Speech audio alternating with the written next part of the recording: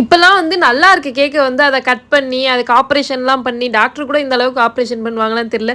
நான் அப்படிதான் வந்து எல்லா கேக்லேயுமே வந்து ஓட்ட போட்டு நல்லா ஆப்ரேஷன் பண்ணிட்டு இருக்கேன். எதுக்கு இந்த ஆப்ரேஷன் கேக் பண்ணிட்டு இருக்கேன்னா உள்ள வந்து மணி வந்து பிளேஸ் பண்ண சொல்லியிருந்தாங்க. மணி புல்லப் கேக் மாதிரி வந்து பண்ண சொன்னாங்க. ஃபர்ஸ்ட் டைம் பண்ணுறேன். சுத்தமாக எந்த ஐடியாவுமே இல்லை. நிறைய யூடியூப்லாம் பார்த்து எப்படி பண்ணணும் அப்படின்ற இது பண்ணி தான் வந்து பண்ணிட்டு இருந்தேனே. சொதப்பிடுவேணுன்ற பயத்தில் தான் வந்து ரொம்பவே பண்ணேன். நான் நினச்ச மாதிரி அது சொதப்புச்சா இல்லையான்னு வந்து நீங்களே லாஸ்ட்டில் பாருங்கள். வீடியோ லாஸ்ட்டில் வந்து அட்டாச் பண்ணியிருக்கேன் அந்த கிளிப்பும்.